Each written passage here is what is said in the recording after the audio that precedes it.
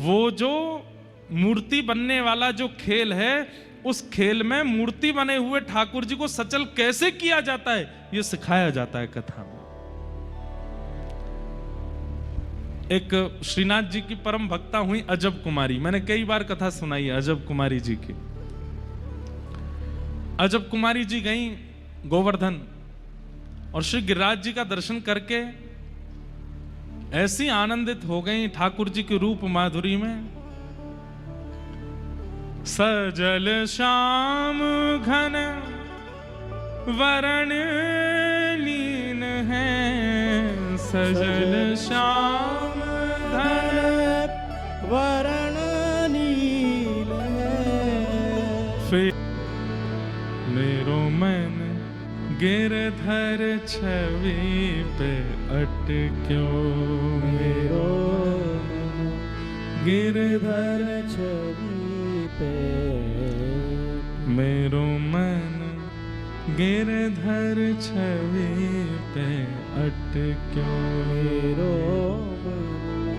गिरधर छवि। ऐसा मन अटक गया अजब कुमारी का।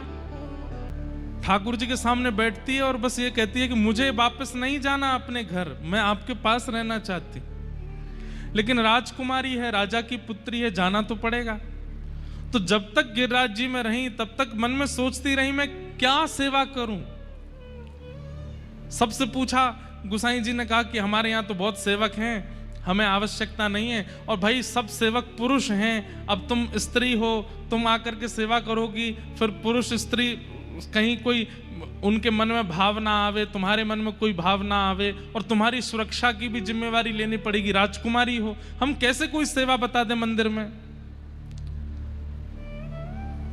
अजब कुमारी बोली तो मैं अपने आप कोई सेवा कर सकती हूँ। बोले क्या? बोले मैं खेल खेलूंगी ठाकुर जी के साथ। और अजब कुमारी ठाकुर जी के साथ चौसर खेलती थी। कभी बंधुओं करके देखिए, लूडो होता है ना, लूडो, कभी टाइम मिले, घर पे फ्री बैठे हो, ठाकुर जी के सामने लूडो खोल लो। हरी वाली जो पारी है वो ठाकुर जी की तरफ कर दो, लाल वाली अपनी तरफ कर लो। ऐसा कहते हैं हरी हरावे लाल जितावे। और फिर उसमें क्या कीजिए, ये कोई शास्त्रीय बात नहीं है लेकिन कर सकते हैं। बंधुओं देखिए, भक्त जो करता है ना वो शास्त्रीय हो जाता है। एक बार अपनी चाल चलो और फिर दूसरी बार ठाकुर जी की चाल चलो, पर चीटिंग मत करना। आप अनुभव करेंगे कि जब आपकी गोटी कटने वाली होगी ना ठाकुर जी से, तो ठाकुर जी के मुख पर एक अद्भुत प्रसन्नता होगी। और जब ठाकुर जी की आप काटने वाले होगे तो ठाकुर जी के मुख पर थोड़ी सी उदासी दिखेगी। ठाकुर जी घबरा रहे, मेरी गोटी मत काटे। और ये हमने कहां से सीखा? ये अजब कुमारी से सीखा। अजब कुमारी ठाकुर जी के सामने चौसर खेलती है, एक बार अपनी चाल चलती है, दूसरी बार ठाकुर जी की चाल चलती है। अजब कुमारी इतनी निपुण है खेल में, उससे कोई नहीं जीत सकता। लेकिन हर दिन खेल खेलते खेलते खेलते खेलते अंत में जैसे ही अजब कुमारी जीतने वाली होती है, ठाकुर जी को जिता देती है। और जैसे ही ठाकुर जी को जिताती है, ठाकुर जी के मुखमंडल पर एक अद्भुत प्रसन्नता, जिसका दर्शन सब दर्शनार्थियों को होता था। ठाकुर जी मुस्कुरा रहे हैं, ठाकुर जी के गाल गोल गोल हो रहे हैं, ठाकुर जी थोड़े अधर चौड़ा रहे हैं, प्रसन्न हो रहे हैं। लेकिन जिस दिन अजब कुमारी को वापस अपने घर जाना था, उस दिन बोली, रोज जिता देती हूं, सबको लगता है कि आप जीतते हो, पर मुझसे कोई जीत जाए ये किसी में सामर्थ्य नहीं, आज मैं हराऊंगी आपको। और ठाकुर जी के सामने चौसर खेलने के लिए जब बैठी, ऐसी चाल चली, ऐसी बाजी चली कि सामने श्रीनाथ जी के मुखमंडल पर प्रश्वेत आने लगा, पसीने आ गए ठाकुर जी को। बोले आज तो मैं हार जाऊंगा, आज ये जीत जाएगी। और जैसी अजब कुमारी ने देखा कि ठाकुर जी के मुख पे पसीने आ रहे हैं, ठाकुर जी घबरा रहे हैं कि मैं आज हार जाऊंगा, ठाकुर जी की हारी हुई बाजी को अंत में आते आते अजब कुमारी ने फिर जिता दिया।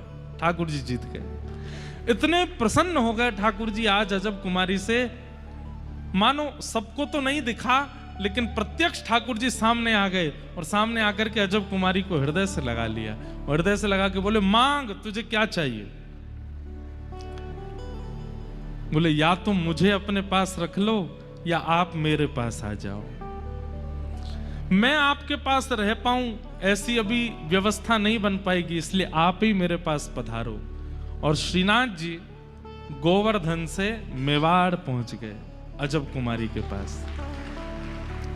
आज भी हमारे श्रीजी बाबा श्रीनाथ जी मेवाड़ में विराजमान हैं। किसके लिए? अजब कुमारी के लिए। कहने का अभिप्राय, ठाकुर जी मूर्तिमंत हैं, लेकिन अजब कुमारी ने अपनी भावना से ठाकुर जी के उस मूर्तिमंत को सचल कर दिया। हम आज भी अपने ठाकुर जी को मूर्तिमंत ही देख रहे हैं, हमारे ठाकुर जी सचल नहीं होते। क्यों? हमारी भक्ति में कमी है, हमारे विश्वास में कमी है, हम ठाकुर जी को सत्य मानते नहीं हैं, इसलिए ठाकुर जी सचल होते नहीं हैं।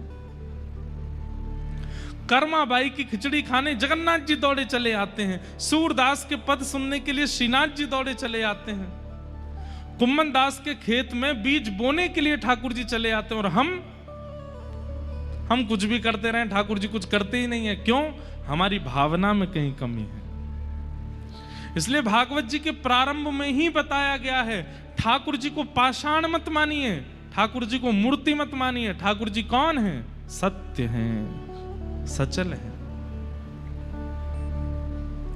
आप कभी भी ठाकुर जी के स्वरूप को देखिए और उसमें यह भाव रखो कि हे नाथ, बहुत देर हो गई, आप एक आसन पर खड़े हैं, थोड़ी देर बैठ जाइए ना, थोड़े आपके चरण